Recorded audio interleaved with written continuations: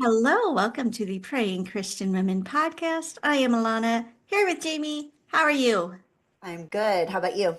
I am frazzled. We have had just a crazy time trying to get this all going. It has been a unique morning. Like after 6, 7 years of I podcasting, you'd think know. we'd have it, but it's like every week there seems to be something new on, yeah. Well, a lot of times it's just we press play and we go. Today we're like, what, 40 minutes in from when we tried to start or something.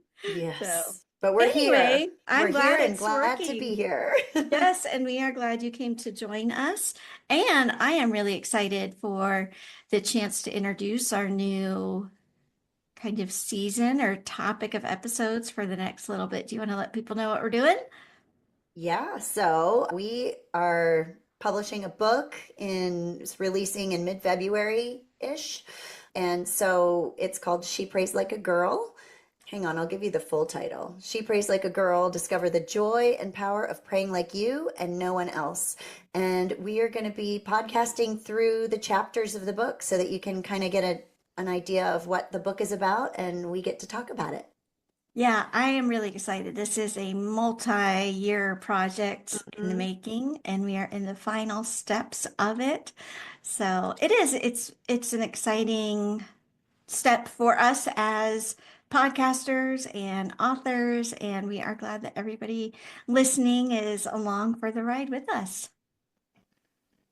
Yeah, me too. I'm really glad, really excited to kind of be at this point. And God's timing is always perfect. So I feel Hmm. like it's almost especially exciting when you've had to wait for something that you thought would come sooner, because it's Hmm. almost like, well, even more so, this is when it was supposed to happen. So, Right. Sometimes Scott will ask me, he'll say, I got you a gift. It'll be here in 10 days. Do you want to know what it is? And depending on what it is, sometimes I actually love knowing ahead of time.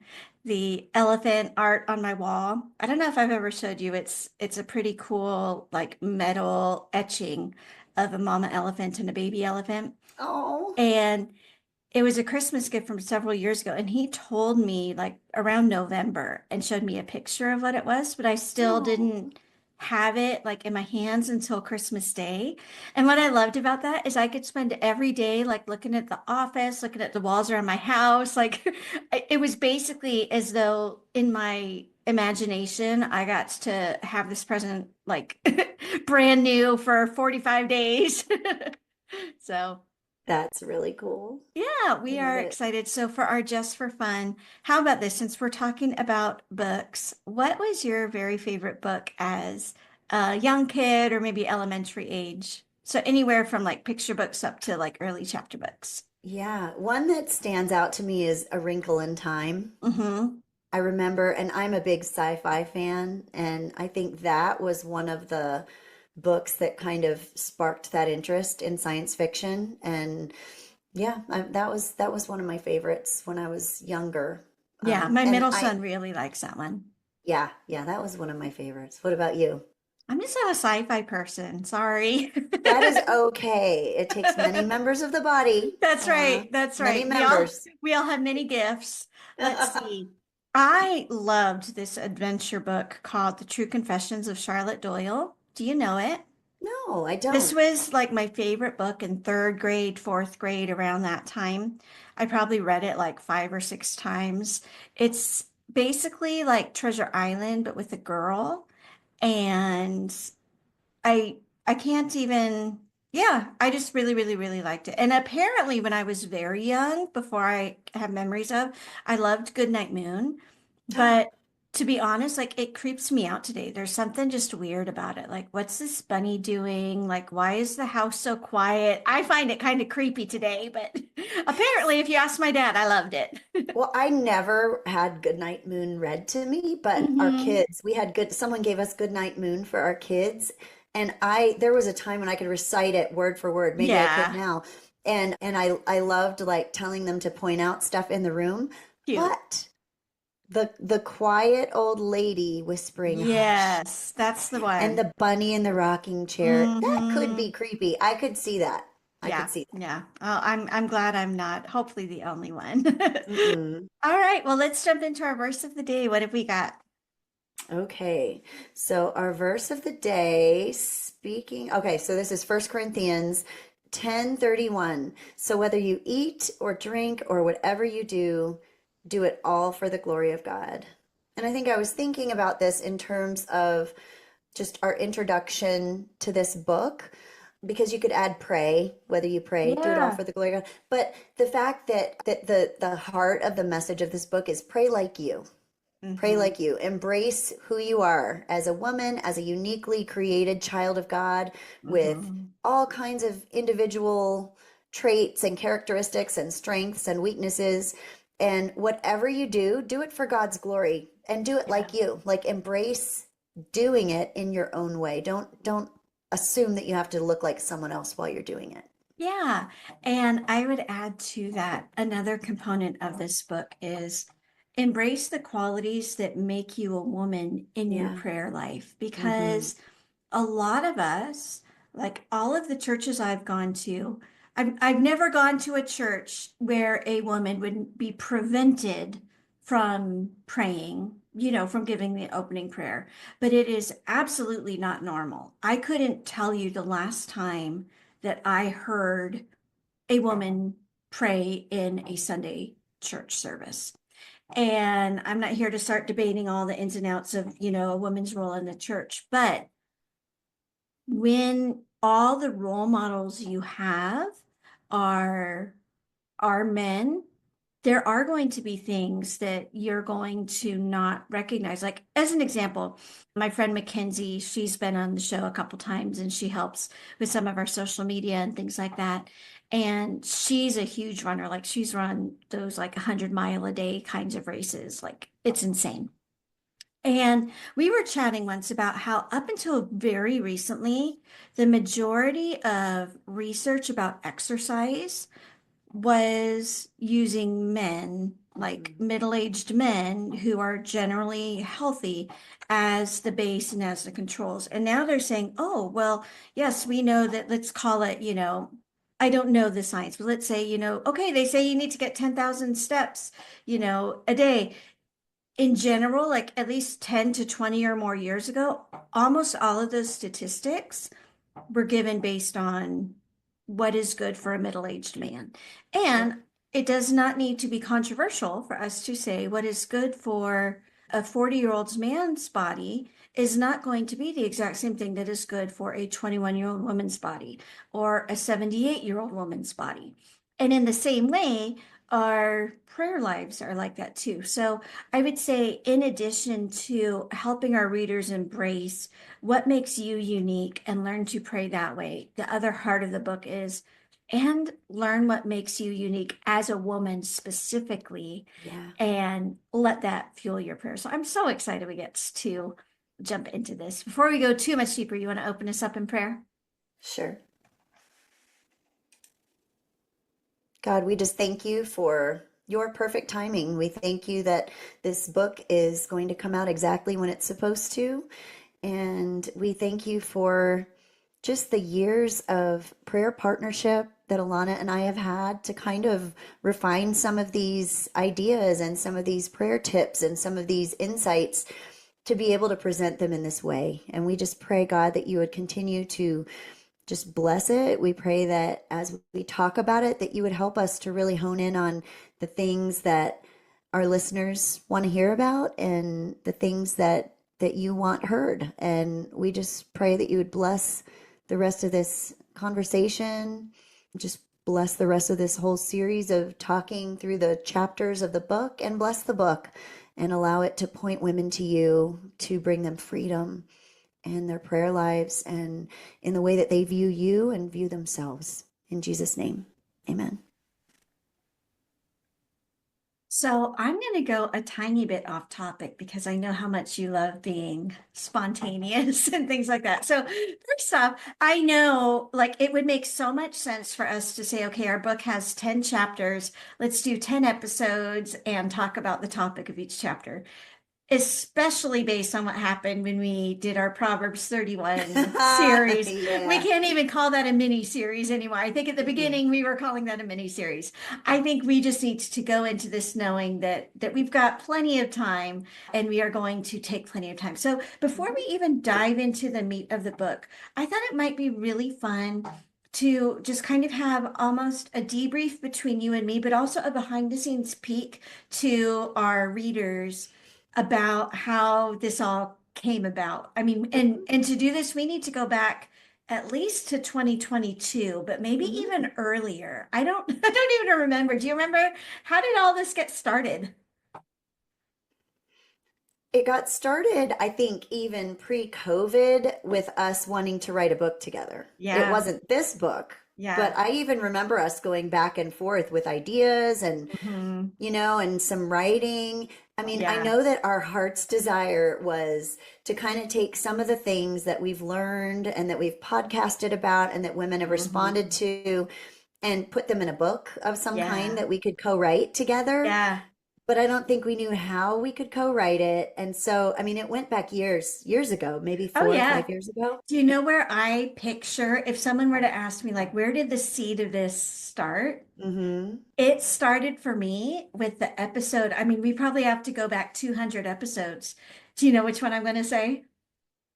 It No. started with the episode on your learning styles and how Yes, that is your exactly learning it. styles Mm-hmm. impact your prayer life. And I Yes. remember being so floored. It was a topic that you had come up with, and I just kind of turned the video on. I'm like, okay, let's chat about this. And how Oh, did that's funny because I remember all of these starting with you. So I no. didn't realize I was the one. No, and I remember having so many different aha moments. I Mm-hmm. remember having an aha moment of, oh, I'm a kinesthetic learner. Who would have thought? And I remember realizing how unique we all are and how that impacts our prayer lives and even just our spiritual lives. So, for learning styles, just so we can give our listeners kind of a taste of what we're talking about. Let's say that you're an auditory learner. Opening up a book like the Bible and reading silently for an hour might be really not the right way that you're meant to have a Bible study time. Whereas listening to an audio Bible or listening to a sermon series might be the way God designed you. Same thing if you are a visual learner and so you would much rather sit and read the Bible than listen to it. Well, that means that if you are in a prayer meeting and you're having to listen to everybody else's prayers and you're wondering why on earth you're not following along. Wah, wah, wah, wah, wah, Yeah, wah. exactly. That explains it. And so I remember I was so invigorated after that. And I forget if the Myers-Briggs came before or after that, but it was around that time that we Yeah. did a mini series on how does your Myers-Briggs personality type impact your prayers? And And then your Clifton strengths, which was a huge mhm. breakthrough for me, for sure. Yeah. And Mhm. so basically it started with these little silly, let's go all the way back. The seed for this book started when I was like 12 years old, reading teen magazine, filling out their little quizzes, Mhm. and wanting to learn more about myself that way. So yeah, it started with that and through those series we did of how these different things like your Myers-Briggs personality or your Clifton strengths, or these are all just different basically personality quiz typings or your learning style or things like this. How do those impact your prayer life? And I remember having my eyes just so widely opened at that point Mhm. about, okay, we're none of us are meant to pray just like somebody else. I think that's how it really started. Oh, I totally agree with you. And I feel like I saw a shift in our messaging from, Mhm. okay, here's some prayer tips and tools for your prayer life, Exactly. to pray like you, pray Mhm. like you. Like that became kind of a new kind of driving force. Yeah, the new heart and soul. So, Hmm. for example, can you think of a typical prayer tip or maybe something that like your youth group leaders pounded into your head as what every Christian should do, but it actually doesn't work for you. Yeah, wake up early in the morning and pray first thing in the morning and have your quiet time first thing in the Hmm. morning. And it was Hmm. like that was the litmus test of whether you were a mature Christian, is if you Right. could get your butt out of bed and Hmm. focus and sit there. And I failed over and over and over, no matter how much I tried, because I'm Hmm. not really a morning person. My brain doesn't, like, I can pray in the morning, but not in that way. Like, not getting out of bed, because I pictured I had to get out of bed, Hmm. get my Bible and my journal, sit down, focus, and really have that one-on-one, like, sit down quiet time with God. Hmm. And in the morning, my brain doesn't take in and process things as quickly before I take a shower or get ready for the day. Right. And two, my brain doesn't sit still long enough to really get any, that's, it's like a double whammy for my brain, because I can sit still if I'm in the right frame of mind, Hmm. but that isn't my prayer style. Yeah. So I felt like an immature Christian or a failure or a Hmm. fraud or something, Yeah. because I wasn't modeling what I thought was the perfect quiet time. Yeah. I know for me, I can even go back like praying with your eyes closed Hmm. doesn't help me focus. It actually makes me way more distracted. I kind of like, I like having a focal point. Like sometimes I will even go and open up a beautiful art book and pray while I'm looking at a picture. And I might be praying about something that's totally unrelated, I but love that. having something visual to almost quiet my attention. You know how it's like if you have a headache and Mhm. you press on certain points, it Yep. can almost like alleviate at least some of the headache. It's kind Yeah. of like that. Like I need, in order for my brain to be the freest to pray, it works better for me if I'm actually looking at something. Yeah, I'm the same way. And I used to be apologetic about it, like, Right. uh-oh, if people, like, I noticed it the other day. We were watching an online church service and the Uh-huh. pastor was praying and I was watching, and Right. I was like, are people gonna think I'm, like, not spiritual or something? But I just prefer to watch. I don't know. It does help me focus Hmm. and quiet myself Yeah. sometimes. And I Yeah. know another kind of tip that doesn't work as well for me. This goes into the Bible study side of it. And I'm going to say, first off, I hope my husband never hears this because he's going to be like, what? That's a terrible opinion to have.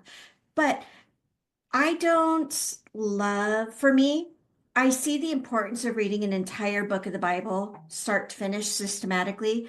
I see the importance of reading the entire New Testament so you get the bird's eye view. I see the importance of going through the entire Old Testament, right? I see that. But for me, the prayer and devotional quiet time is I am going to open up randomly and I'm going to say where is my heart drawn today? And it's it's often Psalms or sometimes it's Proverbs or a lot of times it's Isaiah or sometimes it's one of Paul's shorter letters. I'm going to so what I try to do because I do recognize the importance of having that balance and reading all of Romans, start to finish. What I tend to do is I will do my reading all of Romans start to finish, kind of with my audio Bible. But when I really want to have like the I'm going to meet with God, I'm going to open up my Bible and I'm going to ask my spirit where I'm led to at that moment. Yeah. Yeah. No, I totally see that. And Scott would see it differently, and that's Yeah, okay. And that's yeah, totally okay. And another woman might see it differently, and that's exactly. completely fine. Yeah. So, for example, like my husband, he loves the intellectual, like for him, worship and intellectually studying the Bible are the exact same thing. And so Right. for him, reading Romans start to finish and diving really deep into like the Strong's Concordance and the lexicons, like to him, that is connecting with God. To Hmm. me, that's enriching my intellectual understanding of who God is, which I see as important. But that to me is not embracing my relationship with God. Do you know what we haven't done? We've never done the love languages and how they impact our prayer life, have we? Ooh, that's a good one. No, I don't even know Because, what mine is anymore. It's been a long time since I've visited yeah, those love languages. right. So you can even start asking yourself, like, what's my devotional language, right? Is it I want to put on worship music and belt out my heart to God. Why can't I open up Psalms and worship the Lord? Okay, the answer is right there. It's because you were designed to worship God by belting out the music that speaks to your soul today. So I think, and again, that doesn't mean that reading through Psalms isn't important, but it might not give you the same amazing connection with the Lord, right? Like if for me, going on like a cruise with my husband, to me, that sounds stressful. That sounds a little bit scary. That sounds like a lot of time and energy. For other people, that is like their main way of wanting to connect with their spouse, right? Or you and I are going to get to be face to face at the on the day this episode comes out, and I'm so excited about it. I get to come visit you in Utah. And for some friends, it's like, let's go out and, let's go out and do all the things. Let's go to the malls and let's go and eat at this restaurant and let's go have dessert there. And for you and me, it's let's drink coffee in your kitchen, you know? Right? Hmm. And it's not that one's worse. It just means that like so if I came to you with an itinerary, I'm like, okay, Jamie, I'm landing at this time on Monday. We're gonna go to here to here to here to here. We'd both be exhausted and it wouldn't feel like I had such a great connection with Jamie, right? Yeah, no, totally. And we're on the same page too. Like neither of Yeah. us is wanting to like go do the things. That's why this partnership works so well. It does. Yeah. Well, I think it would also be fun. And I think there could even be a little bit of just kind of testimony time and encouragement to our listeners. We started this book in 21 or 22. We Hmm. started writing it. And we are in January of 25 Hmm. and just about to get it out. Can you talk us through a little bit from your end what that looks like? And then I'll share a little bit of my end, what that looks like. Just the whole process of getting the book Mm-hmm. ready. Mm-hmm. Yeah, I mean, it was kind of, we figured out sort of what we wanted the chapters to talk about, and we divvied them up based on these are Mm-hmm. your chapters, these are mine. I remember that I felt very self-conscious and ashamed that I wasn't faster at getting stuff Uh, out because you're really fast. I mean, you are a prolific writer. You're like just super fast at getting stuff done. And I thought, oh my goodness, I'm totally holding her back. And so I felt really guilty about it during that time. And so I think the way we did it was we wrote our first drafts and then mhm. kind of passed them off to each other to kind of Yeah. look through and stuff. But then at one point, as I'm sitting there thinking I'm holding you up, you're thinking you're holding me up. I know. And it's so And funny for me to hear you say this because, yeah, like, I can write fast, but I am also a little bit at the whim of what my creative juice and my energy levels are sure. doing. And Right. so I felt like I was like, okay, I'm incognito for 8 months, being like, focusing on other things or, Well, that's the other getting, thing is you have a lot of irons in the fire. And so mhm. it's like what do you have the Yeah. energy and time and focus to do? So, Yeah. Well, and I think it could be a neat behind the scenes peek. We just ended 2024. It was a busy and I know for you it was a really hard year. And I know for you at the very least it was like a lot of life changes kind of year. So I think that's another example of just it is okay that things like it was not the right time to finish this baby. And I was able to go into it just knowing, okay, my priorities need to be elsewhere. We had some really right. hard family stuff going on. We had a huge change in schedule going from homeschooling to my husband's at the school full time, my kids are at the school full time. We've got one in college and out of the house. Like, so it was a lot of stuff like that on my end. And so I feel like a lot of women can be in this place where you've got that thing that you're meant to do, or at the very least you feel like you should be doing, but there just is not the time and the energy. And if you were to focus on that thing, something else would suffer that's not meant that is meant to be the priority for now. And that's hard. It is hard to say, yep, I wrote this book. We wanted to have it out a couple years ago, and yep, it's still sitting in a Google Doc. And hopefully neither of us have lost the link to it, right? Right. it can be hard to be there, but I do feel like sometimes God does really call us to seasons. Like I had a pastor give the timeline of Abraham and Isaac, and it wasn't until I looked at that, it was something like this year, God says you're going to have a descendant. 15 years later or something like that, God says, oh, you're going to have a son by Sarah. Like there, and when we read it in the Bible, it's like, yep, God said he was going to have the son Mm-hmm. came, and they had this Pop. little, yeah. Or things like, the Israelites being enslaved for 40 years, for 400 years after being promised the promised land. Like sometimes things are meant to lie fallow. And we see that in the Old Testament law about the year of, I forget what the year of Jubilee was every 50, I believe, right? Or is the Jubilee the every 7? Do you remember?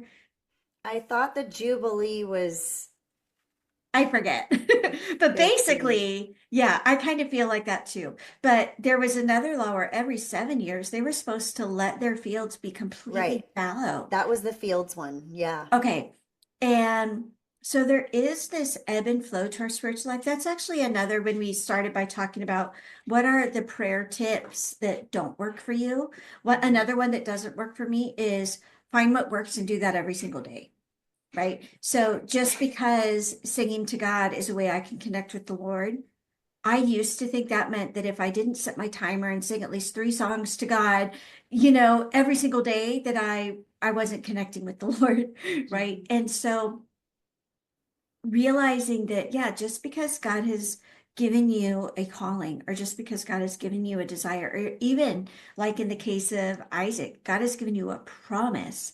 That doesn't mean that you're doing something wrong if you are in a season where that's completely fallow, right? And nothing's happening. And you've got a science background, you even have a botany background. Like, what are some of the benefits of that fallow time just from the science level? Yeah, I mean, from a science level, it's just, the nutrients in the ground get depleted when you use them, or when you grow the same crop over and over again, they kind of use the same stuff and it's not getting replenished. But if you let it lie fallow, you've got, animals going to the bathroom and, manure Mhm, turning into fertilizer. You've got leaves, you've got weeds, you've got all kinds of things that can, develop and then die and turn into, you mhm. get worms that have time to digest Yeah. things and poop out good soil. And Mhm. so, yeah, I mean, you're basically depleting all of the resources, and then when you allow it to lay undisturbed, you're replenishing some of that, and you're giving the land time to rest, which is interesting that we even have a Sabbath for the land, in a way. That's, Mhm. it's just that same thing. But I think we can apply that to any aspect of our lives. And I mean, there have to be seasons. And one thing that I love about that example is sometimes we feel like that downtime or that season of unproductivity or whatever you want to call it is just that it's unproductive. But think of what's going on below the surface, the microbes that are Mhm. reproducing and replenishing themselves across the soil, the decomposition and the fertilization that's happening. Like, it's under the surface and you Mhm. can't see it, Yeah. but it's causing growth. It's building energy is what Yeah. it's doing. It's building Yeah. potential that's going to then just allow things, when the time comes to plant, it's going to allow that fruit to be all the more plentiful in the time, Yeah. when the time comes. We have friends, they probably grow like hundreds of pounds of raspberries every year. They've got like a whole yard full of very well kept up plants. And they gave me some starters years ago and told me how to start them in our yard. And I was so excited. And basically, you go at least 1 year and probably more like two before you really expect any or much fruit Mhm. because the plant is taking all that time to grow its roots. And so it looks like it's doing nothing and it looks like nothing's happening. Yeah. But if you don't have that time, it's not going to support itself. And the sad end to that story is our goats ended up eating it the year that it was supposed to start getting really productive.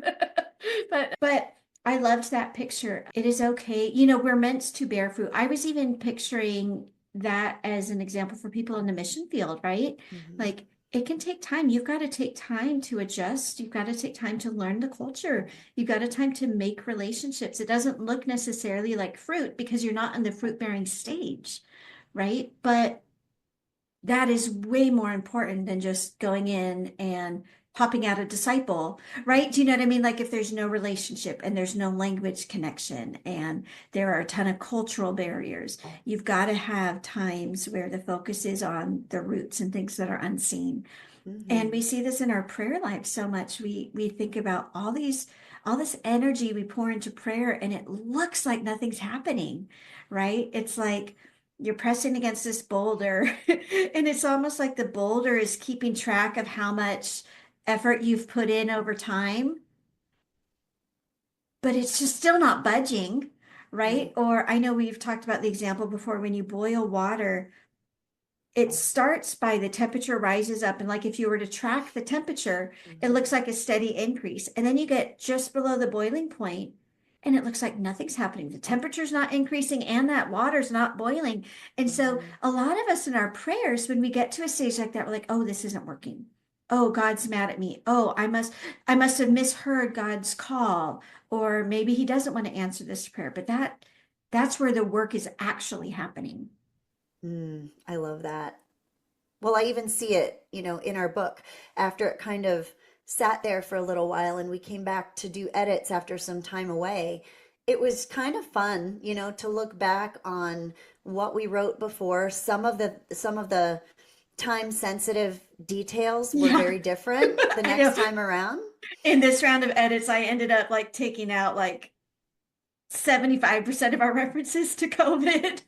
Right, right, because it was not as relevant. Yep.